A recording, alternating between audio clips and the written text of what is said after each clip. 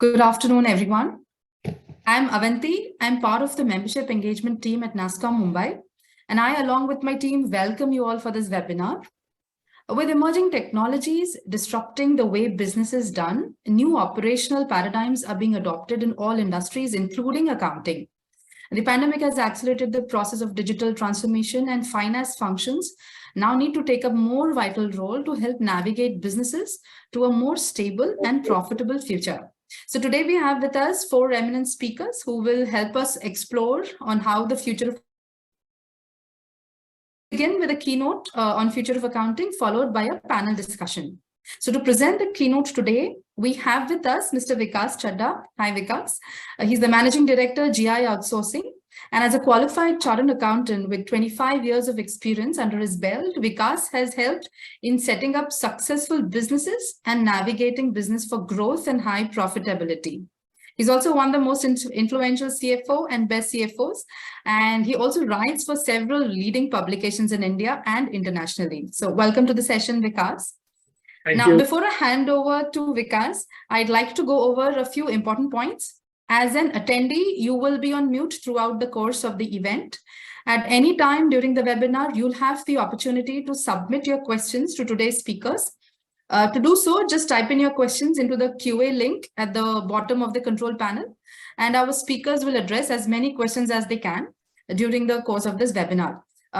Request you to be as descriptive as possible when you list your queries. We will take the queries towards the end of the panel discussion once we have completed our keynote and the panel discussion.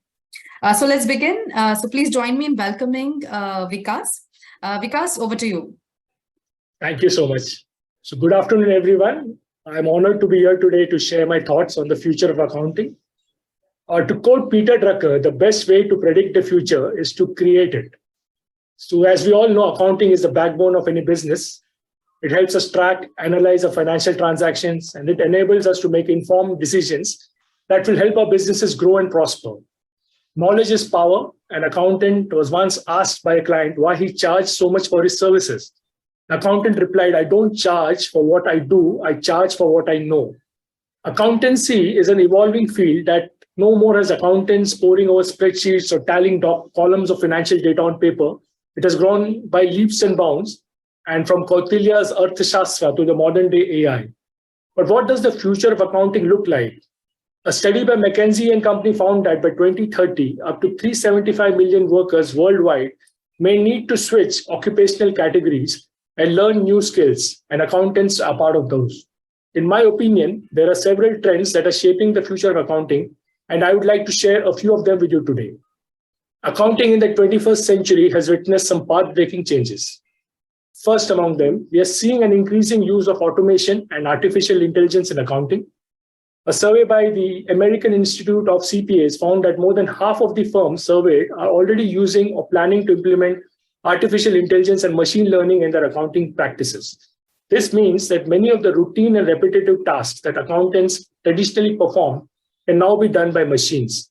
This is freeing up accountants to focus on more strategic tasks such as analyzing financial data, providing insights, and advising clients on how to grow their business. As per Allied Market Research, the global accounting AI market is projected to grow at a CAGR of 25% from 2021 to 2028. Second, I think we are seeing a move towards cloud-based accounting software in a big way. This is enabling businesses to access real-time financial data from anywhere, at any time, at any place, and any device. It also means that accountants can work collaboratively with their clients real time. This is improving communication and efficiency. The global accounting software market is expected to touch $12 billion by 2026, growing at a CAGR of 8.31% from 2021 to 2026.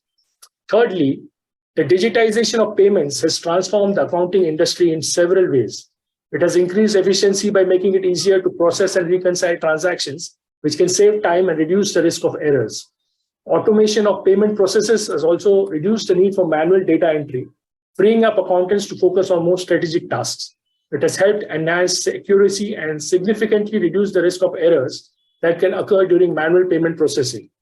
It has improved cash flow management, allowing for faster payment processing, which helps companies manage their cash flow more effectively. By receiving payments faster, businesses can better manage their working capital and reduce the risk of late payments. It has increased the security on digital payment software. Enhanced security features can help prevent frauds and protect sensitive financial information. Payment data is encrypted, stored securely, which reduces the risk of data breaches. It has helped in better financial reporting as financial data is automatically recorded and can be easily accessed by reporting purposes. This can also help business make more informed decisions based on real-time data. Fourthly, I would like to talk about the increasing focus on data analytics and automation in accounting. This means that accountants are now able to use data to identify trends, spot opportunities, and make more informed decisions. It also means that businesses are able to have more accurate forecasts and predictions, which is helping make better strategic discussions. Blockchain technology is one such development that has potential to transform accounting by providing an immutable and transparent ledger of financial transactions. This technology could eliminate the need for intermediaries such as banks, reducing transaction costs and increased security. Finally, we are seeing a move towards more strategic and proactive accounting services. This means that accountants are no longer just providing compliance services, but are instead becoming trusted advisors to their clients. They're helping their clients identify growth opportunities, manage risk, and make strategic decisions that will help businesses thrive. There is a thrust on sustainability and environmental, social, and governance reporting, ESG reporting as we know it, and businesses are increasingly being held accountable for the impact on the environment and society. As a result, there is a growing demand for accountants who have expertise in ESG reporting, which involves measuring and reporting on a company's social and environmental performance. The demand of advisory services has multiplied several times. As automation takes over more routine tasks, accountants are increasingly being called upon to provide strategic advice to businesses. Accountants can leverage their knowledge of financial data and market trends to provide valuable insights to support decision making. In a survey of small business owners by Xero, one of the widely used accounting software, 70% respondents said that they consider their accountant to be their trusted advisor. To put it lightly, a CEO once asked his accountant, how much will it cost him to hire an accountant? The accountant replied, I don't know. How much can you spend? So though it's a competitive environment, there is a demand for good finance business partners. The demand for accountants is expected to grow. According to the Bureau of Labor Statistics, employment of accountants and auditors is projected to grow 6% from 2019 to 2029, the next decade, faster than the average for all other occupations. So in conclusion, I think the future of accounting is looking bright. With the increasing use of automation and artificial intelligence, cloud-based accounting, software, data analytics, and more strategic and proactive accounting services, we are seeing a transformation in the role of the accountant. I'm excited to see where this transformation will take us in the coming years, and I'm confident that the accounting profession will continue to play a vital role in helping businesses to grow and succeed. Thank you so much for your valuable time. Thank you. Thanks, Vikas. Thank you so much for those optimal words. Now let's move on to the panel discussion for today, which talks about again how to what's it going to be in the future. So please join me in welcoming our esteemed panel for today. We have Rohan who's the VP Product and Technology Lead for Datamatics Business Solutions. We are also joined by Kartik, who's the Managing Director, Business Consulting and Global Business Services, Nexdigm. And we have Sumit Seth, he's the Partner for Capital Markets and Accounting Advisory Services at PwC. So before we begin, I would request each of the panelists to please let us know a little bit more about yourselves. Rohan, if you could begin with you. Sure. Thanks, Avanti, and very glad to be part of this panel. Vikas, brilliant start with that, keynote that you gave. You had, I think, a couple of jokes in there as well, pretty good ones too. And especially when it comes to accountants, I mean, you rarely get to hear them cracking any sort of jokes. So and I predominantly come in from a more of a tech background, although very fortunate to have been part of the early stages of accounting. When I initially started my career was with a company called Ron Polonc, and was actually helping them implement costing at their facility in Bhandup in Mumbai. and at the same time also implementing ERP, which was, back then something which was totally new. And many of the people that I used to work with in the finance department, especially the CFO, I recall one conversation that I had with him where he discussed something about CAGR. You did mention about CAGR a little while earlier, and he actually told me, "Hey, Rohan, you're a coder here in the company, and I can tell you the CAGR on my fingers. And I know for you, it's as simple as going back there, writing an algorithm and getting back and telling me that exact number." So he said, and this is way back, this is almost 20 years back, where he then predicted saying that, the future of accounting is great. And, it's absolutely going to change with technology. And hopefully, since I was part of the tech team back then, that I could bring this implementation in place. And that's what I did. This was the Y2K year, way back then. And we implemented business planning control system across that organization in the next couple of years, which made financial reporting very, very easy. So that's the kind of background that I have. With Datamatics, I had the product team as well as the innovation team, and we help different divisions in the company. And one of the key divisions that we help is the finance and accounting team, where we help with our RPA platform, inbuilt, RPA, as well as external technologies that we try to bring in to help support the company. So that's from me.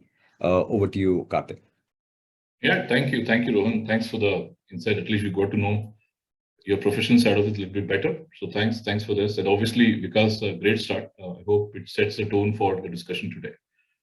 In terms of my background, I'm the managing director for global business services at Nexdigm. And Nexdigm journey started 62 years back when we were a small accounting firm named as Sumit Parekh. Obviously, come a long way.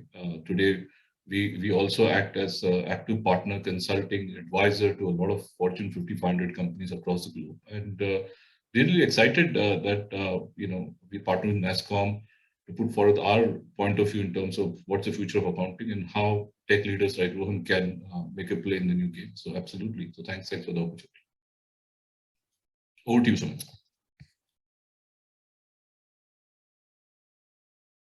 Sumit, you're on mute. Yeah, Sumit. All right. So thank you.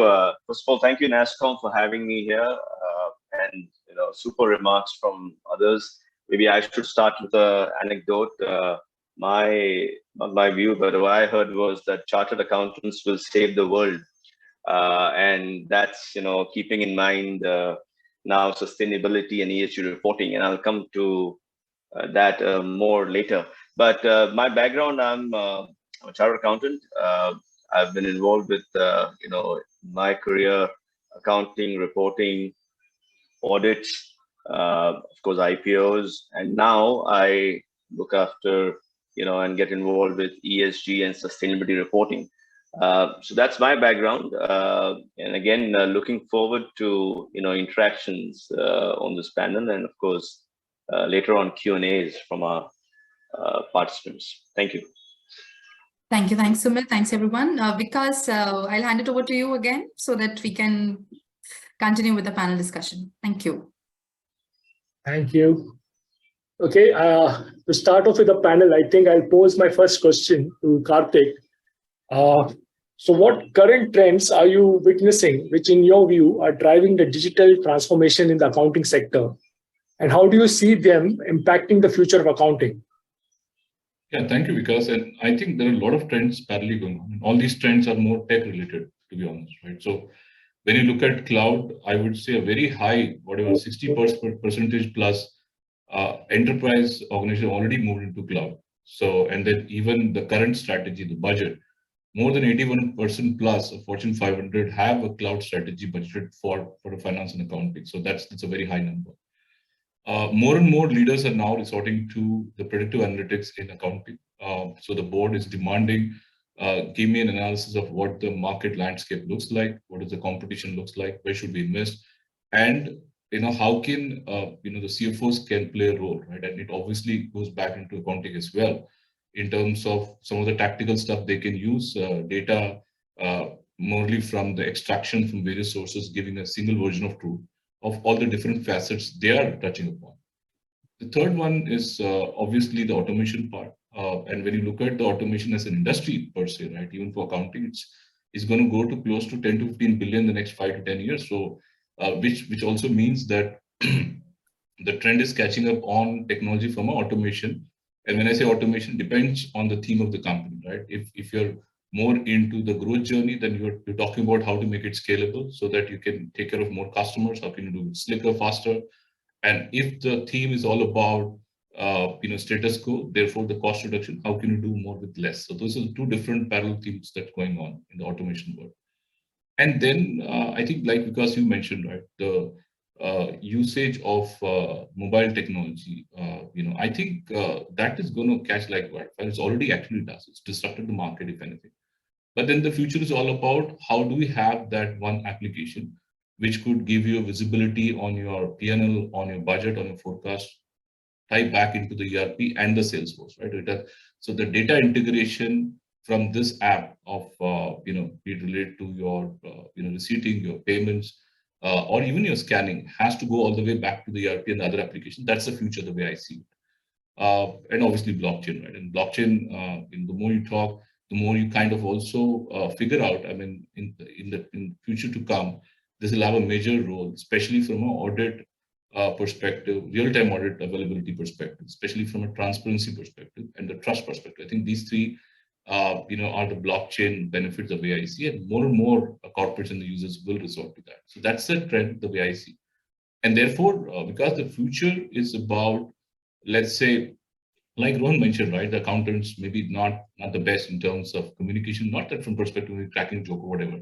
I think the accountants will have to force them to embrace technology. So gone will be the days when an accountant will say, I'm an accountant and I'm not going to talk about technology. If anything, the future about accountants leveraging technology to benefit the organization, the industry. So that's where I see things going with all these emerging trends that's coming up and more to come, right? I mean, we all know there are some technologies kind of literally revolutionized the use of, I just read last week about the, robo playing a role of a lawyer and winning a case. So I think it will revolutionize even the accounting world completely.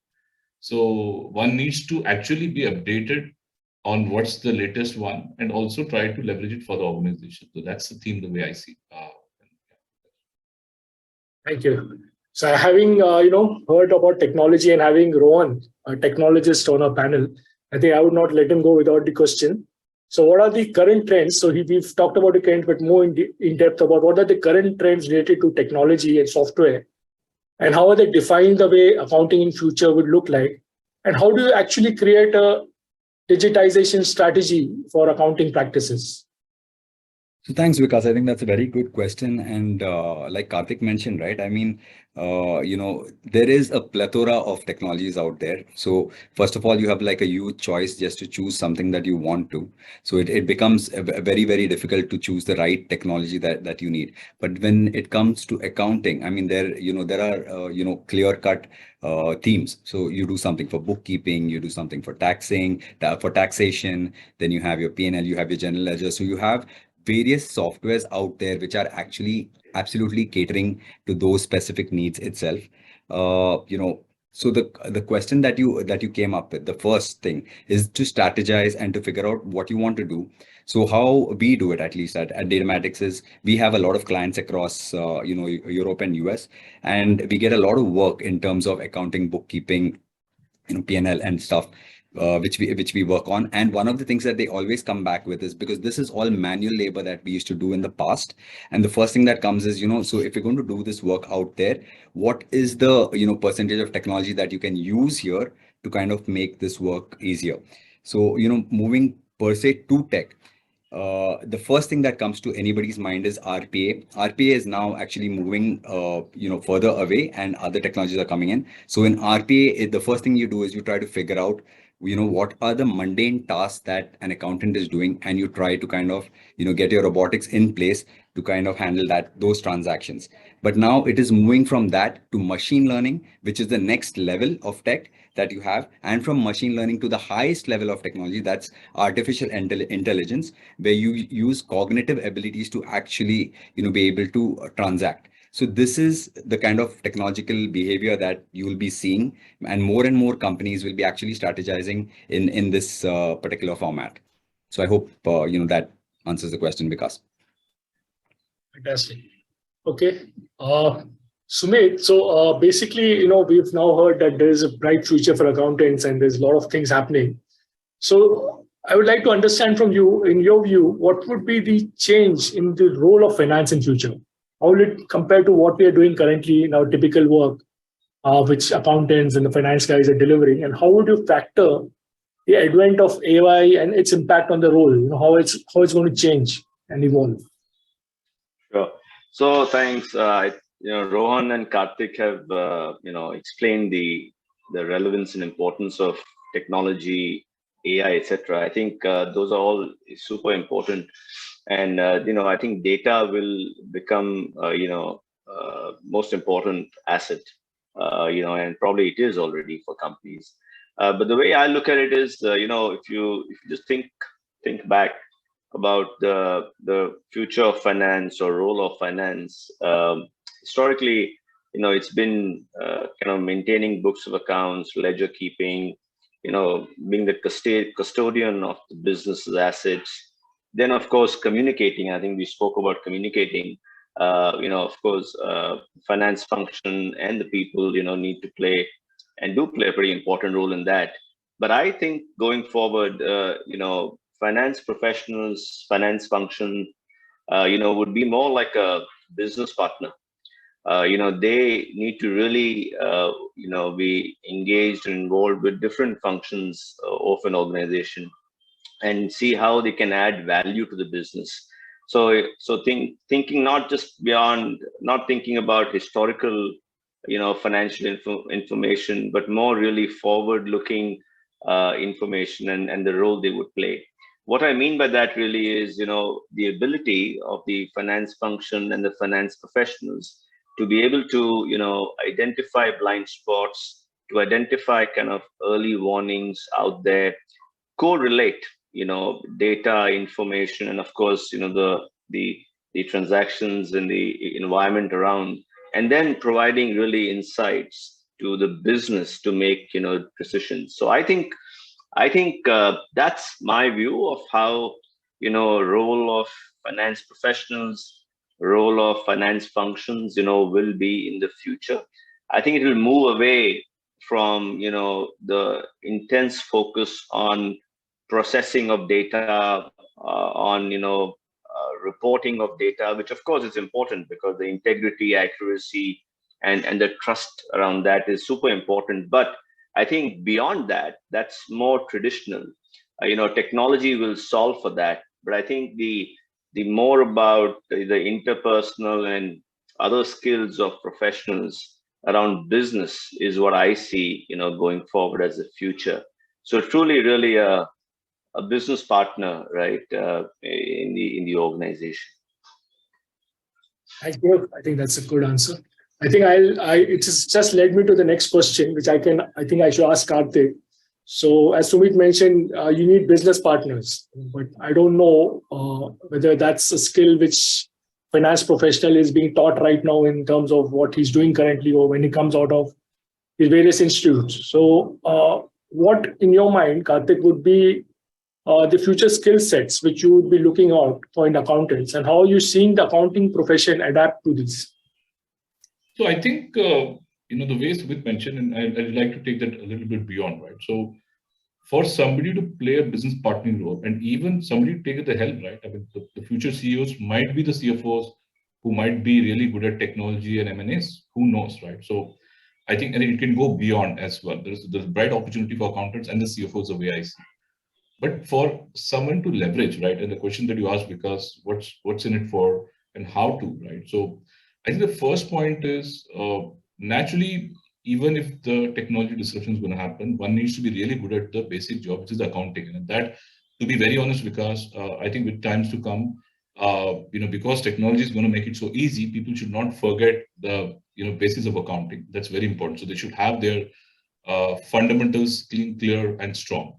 But having said that, I would say the data part is the next aspect that one needs to look at. How to maneuver the data in a way that benefits the organization, industry at large, and how to predict the future based on the data. It's very, very important. So one needs to be really good at, and if there are many certifications on data analytics, I would say many. available. So, but, someone needs to look at that aspect. The third aspect, which is very important, is softer skills, right? The collaboration now is easier said than done.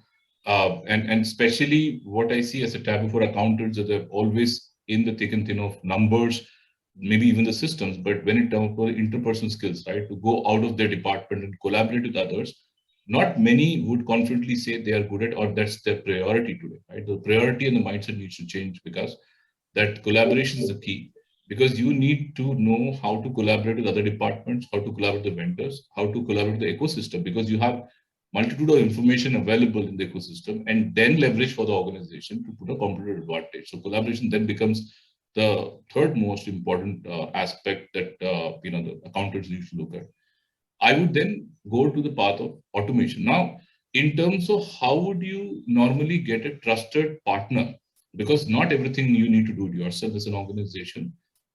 For that, sometimes, and it's a very common phenomenon, the accountant ultimately needs to, negotiate a better cost. Now, that should not be the role of an accountant in the future. That's not their job in the vendor selection, right? So the vendor selection should be, are the value systems matching? Is the person capable? Will he or she, go for the outcome-based model? Those are some of the conversations that needs to happen. Because today, trust me, because the perception is when you go out there as a vendor, as a partner, and you negotiate with the CFO, most of the time it's about cost negotiation. That's where it starts. Ideally, it should start from other things to say, would you be able to add value to my project? Would you be able to deliver? Do you understand my organization? Do you understand my priorities? I think that skill set needs to, and the perception needs to change, and skill set therefore needs to be evolved with time, right? So in short, I would say the softer skills in terms of collaboration, the softer skills of getting the right vendor for the fitment. Data, there are a lot of trainings available. And, and in terms of the overarching, I would say the basic rule of accounting still needs to hold the key. I mean, they need to be the good accountant. They need to be the best in what they do. So these are the 4 or 5 aspects I thought would be very, very important if one has to succeed in accounting in the future. Thank you. I think I'll just extend this question to Rohan to just add a flavor on the tech part. So, having heard what Kartik mentioned and earlier Sumit, so we've now got this new thing to tackle where we actually need to also look at progressing the future of accounting. At the same time, we need to also tackle AI and all the related aspects. So what, other than what we are doing currently, what are the skill sets from a technology point of view you think the future accountants need to be geared up with?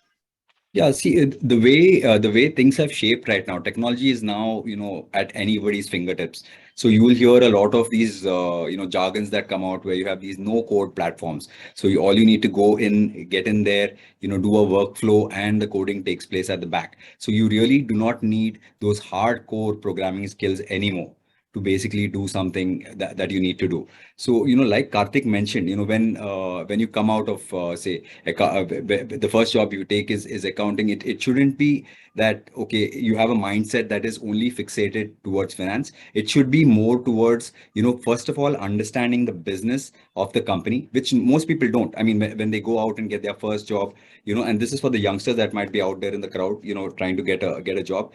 They are most interested in, getting a job that they've actually learned. They should have their basics in place, no doubt about that.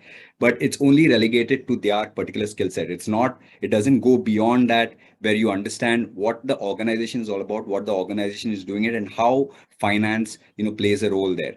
The second part of it is value creation. What is the value that you will bring to that organization? That is a question that they never, I mean, it never seems to strike them. I mean, the only thing that comes is that, hey, I would like to get this job, get in, and then work my way through, and you kind of get fixated and stuck in that particular division. So Vikas, to the specific question that you had in terms of the technologies that are out there, if you notice, every single person that gets into an organization has these skills of Microsoft skills. I call them MS skills, where you have a resume on doc, and you have Excel skills, because all accountants will be using Excel. And till date, there are a lot of organizations that do most of the calculations on Excel itself. So that is a key skill I still feel you need to have, but you need to have a mindset where you can move from just doing things on an Excel based sheet from moving that to more of, a software kind of bent where you kind of pick up, applications that are outside of that purview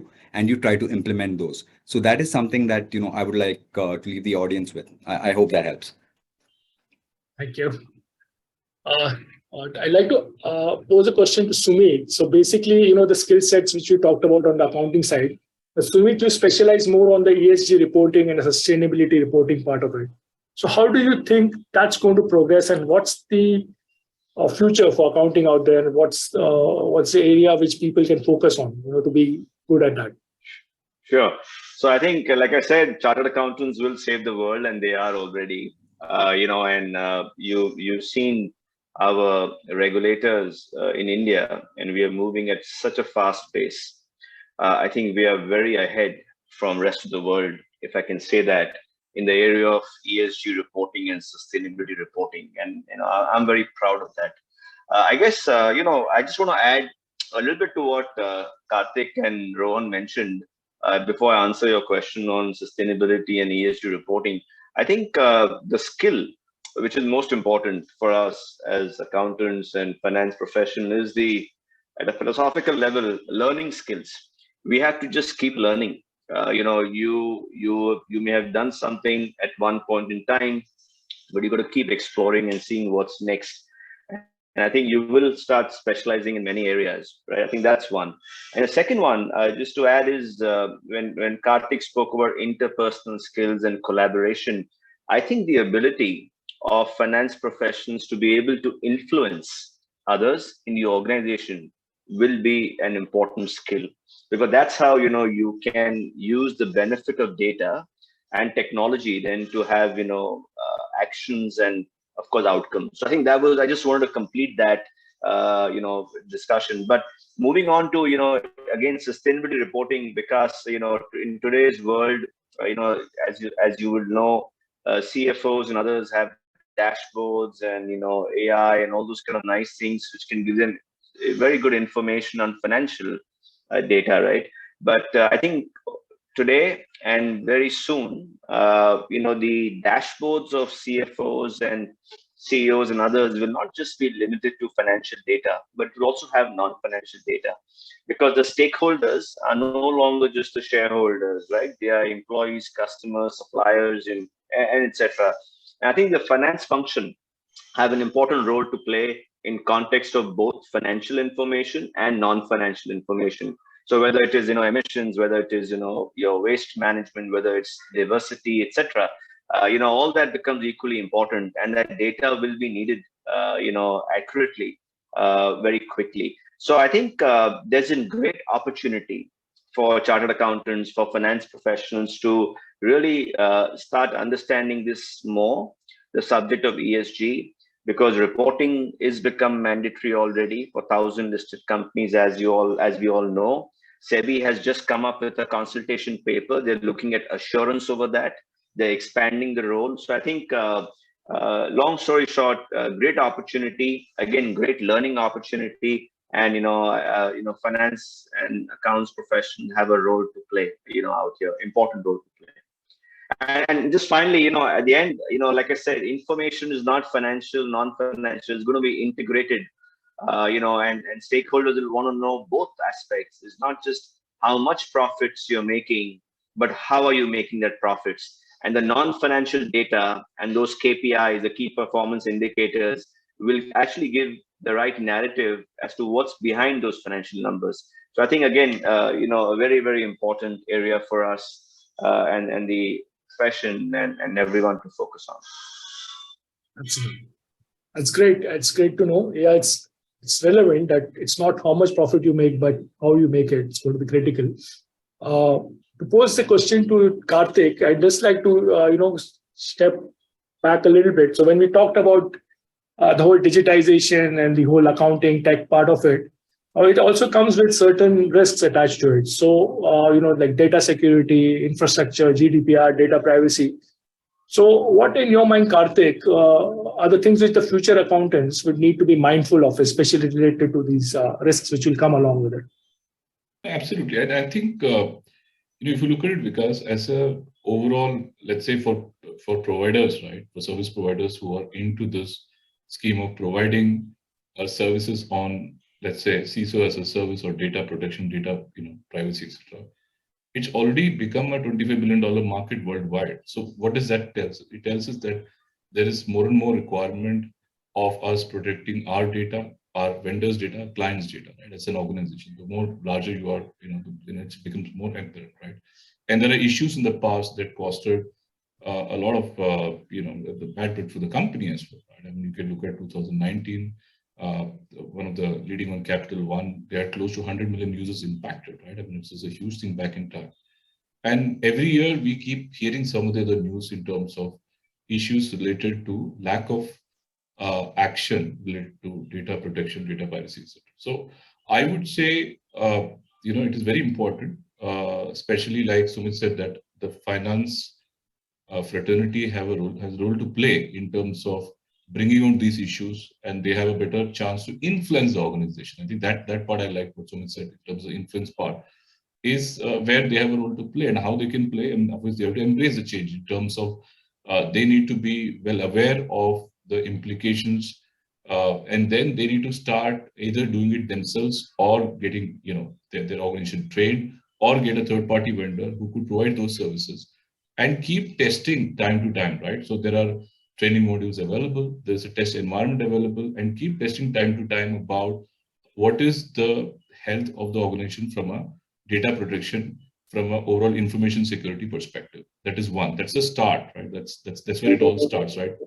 Then taking a leap of faith in terms of how the organization will move, they also need to adapt this in their strategy, because when you acquire a new customer or when you with a new vendor, you need to have in this policy in terms of how the person whom you're interacting, the organization you're going to associate it, are looking at data privacy or information security as, and then you need to position that as a change, right? You need to be a change leader, not only for your organization, but for the organizations you are attached to, either, like I said, as a customer or as a vendor.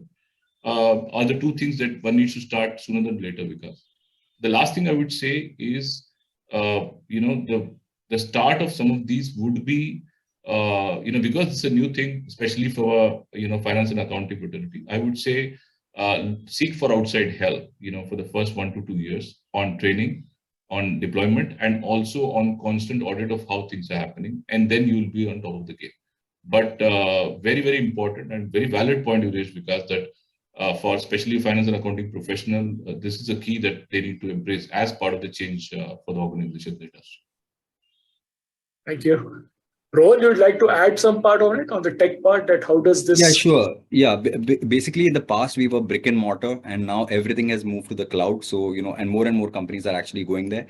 One of the reasons being that it's scalable, and your data lies with the client itself, so they have access to what they would like to provide you. And like we all know, data is gold, so we need to be very, very careful as to what's happening with client data specifically. We have also heard a lot of stories where large organizations have had data leaks, and there are huge fines out there in case you don't follow the standard norms and stuff like that. So that's where GDPR comes in. We need to make sure that we are following all those 7 principles that are aligned to GDPR. It's not easy, because it's right now the technology world is omni-channel, so you can access data from any device, anywhere, anytime, but you have end-to-end security that's already in place. So you got to make sure that you're using the right tech whenever you're working with your clients. So that's what I'd like to add, because it's it's a crazy world out there. People are out there just trying to hack, get into systems, get into data, other people's data, banks data. We know how critical it is, and the banks specifically are still on-prem. I mean, they have not really moved out of that realm, but a lot of these financial services that we do, especially offshoring, that is in the cloud. So you work with like prime organizations like, say, an Amazon or Azure with Microsoft, where that your data is protected end to end. So that's what I'd like to add here. And like Kartik also mentioned, time to time audits need to be undertaken, and you need to have a good CISO in place to make sure that security is in place for data. Thank you. So I think with the whole thing coming to a kind of conclusion that we all are looking at a bright future in finance and basically the accountant's role, Now, there could be a positive problem as well, which could emanate out of that. So I would just like to highlight, because I've seen it in the Western world. So Sumit, just to ask you that in wake of the increased demand, like post-pandemic, and there's been a huge demand, you can actually see 100% employment in the Western world. How is the acquisition of talent and retention going to be a big challenge? And how would you advise the organizations to work on training and retention strategies to ensure that the accounting talent is geared up to match the future requirements? Yeah, there is no easy answer for this. I think it's a tough one. So it's good in a way for our participants. They are finance professionals. There's a lot of opportunity, clearly, not just in India or overseas. There are many articles. I think US is facing severe crunch in terms of accounting professionals. I think that's good. Now, and like I said, the areas where accountants can get involved now is just not financial reporting. That those are also evolving. So now coming to organizations, what one can do, and I think few things. One is, of course, you need to provide and be able to provide a variety of experiences, because that is the new generation. They are looking for experiences. They want to learn, and they want to learn many things. So how does an organization think about that and provide that? I think change, and that kind of leads to the next thing. How do you provide them with different roles over time? So is there a way to have people do maybe different things? Third, of course, trainings and upskilling opportunities. I think that's also very, very important. Do you provide a platform for them to have both on-job training and, of course, more types of educational certification and trainings, etc. So I think those would be some of the things I would have in mind. Where you kind of try and retain your best talent. And I think before ending it, I would say again, ESG. Employees, talent, they are looking at the purpose of an organization. They want to work, and they will be more engaged with organizations who can demonstrate their real purpose. That's how they think now, the new generation. So I think we'll need to bring some of those aspects right in the forefront, and let them not just know about it, but also experience it. And hopefully then you'll have a longer a relationship with your employees. Well put. So I think just to add the same question to the other panelists as well, to Kartik, do you follow a similar strategy? What's the the main thrust in terms of talent retention? Like, is it training? What are the areas which you are working on to ensure that the right talent remains with you and grows along with you? See, because actually the last 18, 24 months, all of us, right, combined, we faced a lot of issues, right? First COVID happened, and then Great Resignation. So it looks like, a sequel, right? I mean, but largely, I would say, if you talk about only retention, it is poised, in terms of the employees being able to relate to the organization. I think that's the, crux. I mean, that's the bottom line. If people understand that, so if employees relate to the organization, if they believe their contribution is recognized, and they have a visibility of what's happening, I think it's a belongingness factor more, because that's still been the case. Having said that, for accounting in person, I would say, one of the things we are trying, and I think everybody is, right, in terms of relating them to the future. The future is all about training them in technology, giving them exposure to data analytics, giving them exposure to multiple projects, wherein they are, in front of the board and trying expressing themselves, their ideas, or even in M&As, right? I think those are the opportunities. All about the opportunity, the learning opportunity, I would say, will help at least the brightest mind retain with you. And for others, it's about the softer part, right? I mean, how is the employee experience? That's still the I would say the single most criteria for you to retain an employee, right? The experience has to be good. They need to be looked after. And learning opportunity, I would say, should continue to happen. And, and like any other organization, Nexdigm also believes in giving them a lot of opportunity inside and outside. So that's the key. But as long as an employee sees that the organization is in the right track of providing them the opportunity of learning, they should stick for a longer time, I would say. Thank you.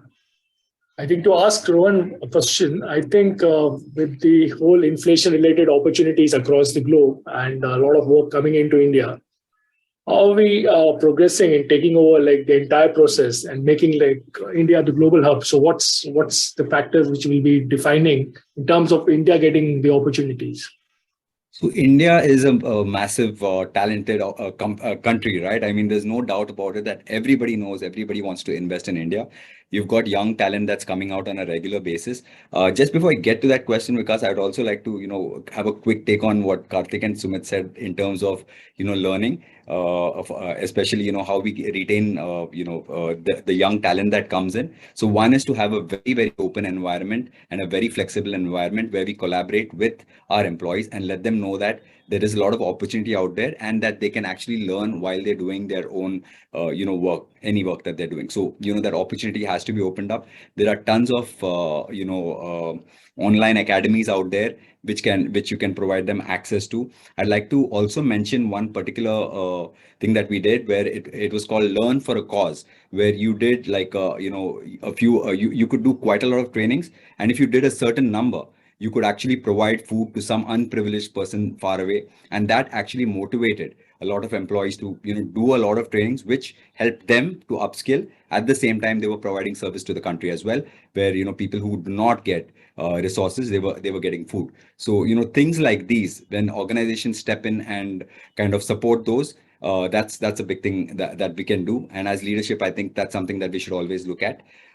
In terms of being the global HubSpot, we are the global HubSpot. There's no two ways about it. In terms of technology per se, we are the quickest, the fastest. We pick up very, very quickly. The young talent, like Sumit also mentioned, I mean, the next generation that's coming up, they're so well versed with, whatever is happening, especially on the omni-channel side where, there are so many technologies out there. They know it inside out. The latest smartphones that are out, they know more specifications on it than, the current generation. I mean, the generation that we are part of. I mean, there's a lot of learning that we get from them. So, again, I think, India has got a bright future. It's definitely the global HubSpot for the future of accounting as well. Thank you. Hey, Vikas, sorry, I'll have to interrupt a little bit because we have a few questions and we have only 10 minutes remaining. So is that okay with everyone if I pick up the questions right now? Yeah, sure. Right.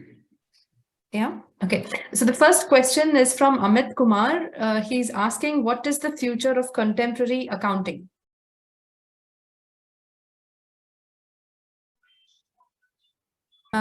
Any one of you could maybe pick it up? Because maybe we could start with you, since we've not asked you any questions. So as we mentioned earlier, I think the future of contemporary accounting is there because obviously there is a lot of work coming in and there is a lot of work which will keep coming in because accounting as a profession is thriving now. But yes, contemporary accounting needs to obviously merge with the tech part of it and also a lot of things happening globally, which is taking away the basic kind of work away because AI and technology is not asking us to do things which are very repetitive because that's being automated. So the accountant, as we mentioned earlier, has to move to a slightly senior role, or I would say more evolved role, where they would also be required to do things which are more business centric, more customer centric, come up with new ideas. So the finance business partnership, for example, ESG reporting. So these are all the new parts or the new areas where accountants will need to develop competencies, and that's also setting it right because that's also helping them grow beyond that. Now, when you go to many of the other environments which are set up, most of the routine things like your accounting, data entry, punching, that's all been automated. OCRs have come in, so people don't need to really do those kind of work. So the accounting profession, I think, will be moving towards where it will be more business focused. And anyway, as an accounting, as a profession, gives you the business acumen to actually supplement and complement the senior leadership and the CEO who actually take decisions. So I think that is something which we'll have to be aware of and start gearing up and start preparing ourselves, in terms of being able to handle those kind of issues going on. All right, thanks, Vikas. The next question is from Dr. T.R. Ramakrishnan. He's asking, by firms moving into cloud for access to real-time data processing and analytics, what is the opportunity to rural India for the youth or elders to engage in the process of technology-based accounting in remote mode as entrepreneur, consultant, employee, of course, with the help of stakeholders? Maybe Rohan, would you like to take this question? Yeah, sure. I can take a dabble at that. So, like I mentioned in the previous, just when I spoke before, again, there are a lot of these courses out there, very easy to pick up on. All you need to have is, you need to have that internet connection and you need to get in there. And I know in rural area, with the current government, there's a lot of good work that's happening. Thanks to digitization across, they do have access. So, and the ones that don't need to figure out how, that's going to happen, but they need to access good content, and especially these training sessions that they can do for cloud-based, and everything is pretty much cloud-based right now. You have AWS trainings, Azure trainings. You can take those, you can get certifications in place, and through those certifications, you can get projects. Nowadays, with the way the internet is, you can also pick up small projects. You can have freelance projects that you do. And this is a quick and fast way to kind of, upskill and get there. So it's not easy. I mean, like I'm making it sound so easy, it might not be, but you definitely need to, in rural India, we definitely need to take that effort to do it. And rural India is definitely picking up because, thanks to COVID, I think a lot of people who are, in the cosmopolitans, they've actually moved back into those areas and those areas are growing. So I see a good scope there.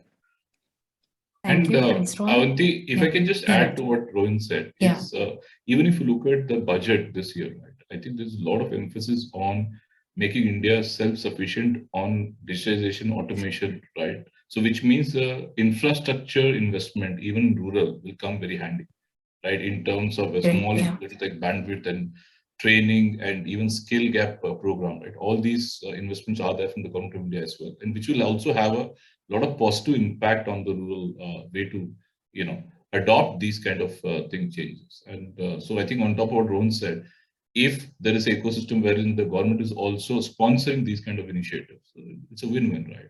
It's going to catch a faster pace. Great. Thank you. Thanks, and I can just add that corporates could actually use CSR funds towards upskilling. I mean, and we do a lot of that. So that's one of the areas they definitely need to look at, so that they bring everybody on par. All right, great to know. Thank you. So this question is specifically asked for Sumit. It says, please help us as what is the main quality which used to be really looked at while hiring a finance professional? Actually, the finance function is really spreading at all ends and totally job role depends on all departments of an organization. Would be really grateful if I can get an insight on it. Did you? Yeah, sure. So I think, like I mentioned, one is, your core competency, which is accounting, reporting, compliance, risk management. I think we would expect that, one should obviously be good at that. But more about, I think the other aspects, someone who would have a kind of an open mind to learn, would know more about just beyond accounting and reporting, but the business acumen, clearly interpersonal skills, like I said, ability to collaborate, communicate, interact, influence. I think we'll try to see some of these skills. Not that it's easy to get to know all of that when you're really interacting with someone, but I think you get an idea that how that person, he or she is generally. So I think those are some of the things I would say important for a role like in future I would look at. Yeah, thank you for that. Quickly, next question: how do you engage on accounting ethics with the tech-based accounting firms? Maybe Kartik, did you want to address that? How do you engage on accounting ethics with the tech-based accounting firms? Anybody, I mean, that's...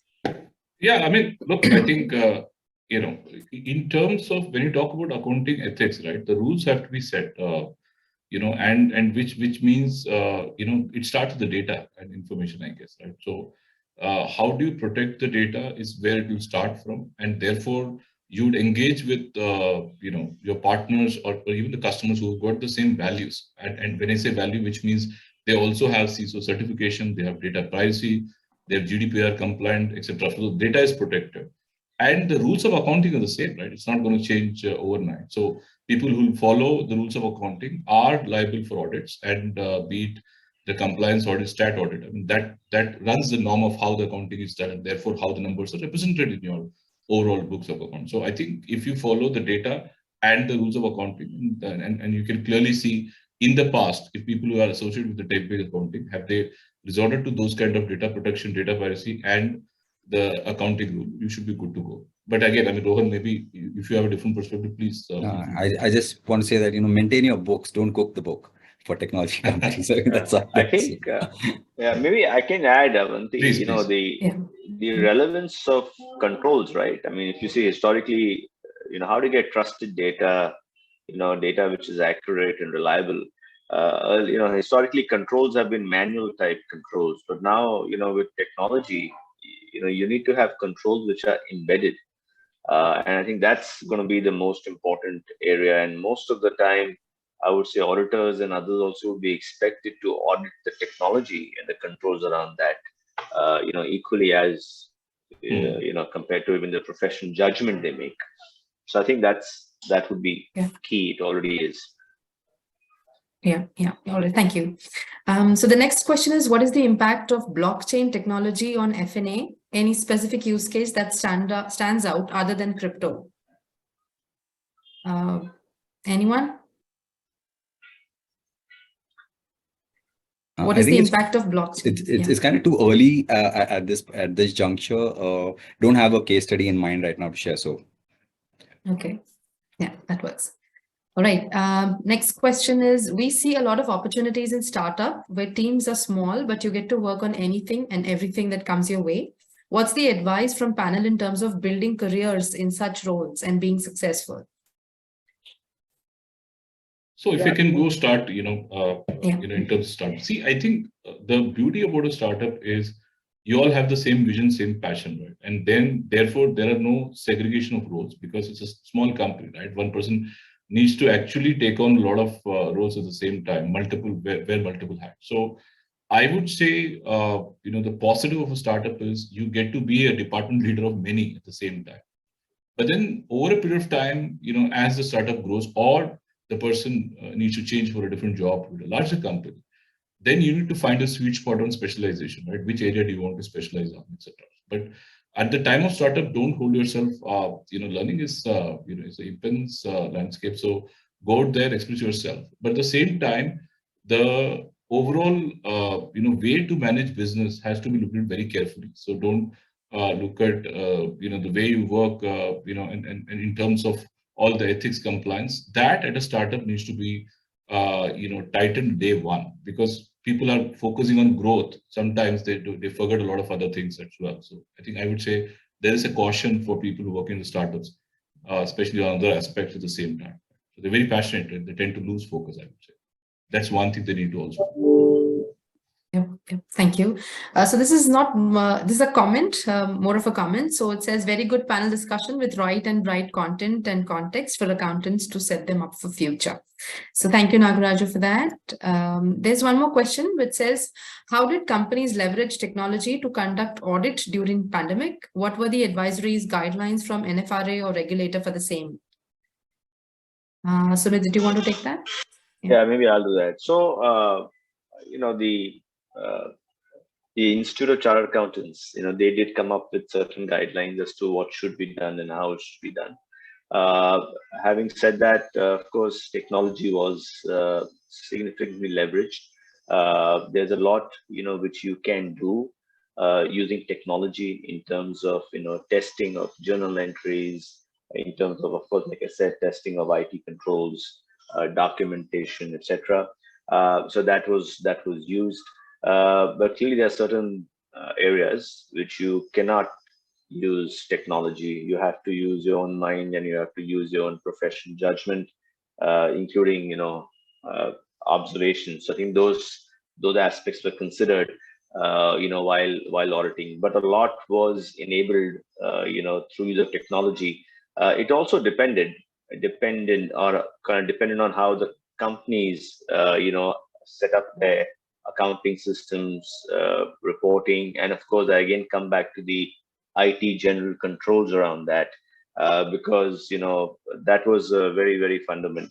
So I think it's a combination all of this which was considered, and there's no one factor which is sufficient by itself. Yeah, thank you. Thank you. So there are a lot of more questions, but I think we're running out of time. So what I would request the audience is to please write an email to mumbai@nascom.in, and I will make sure that your answers get, your questions get answered properly with, your preferred panelist or, from any one of them. Apologies for not being able to take all your questions, but I would like to thank our speakers and all audience for attending this webinar today. We are sure it was very informative, and please help us with the feedback post this webinar. Do share your questions with me if you want these answered at mumbai@nascom.in. For any further queries also, you could write for the same email address. Thank you all for joining us today. And with this, we conclude our webinar for today. Thank you. Thank you, everyone. Bye-bye. Thank you. Bye. Thank you. Thank you.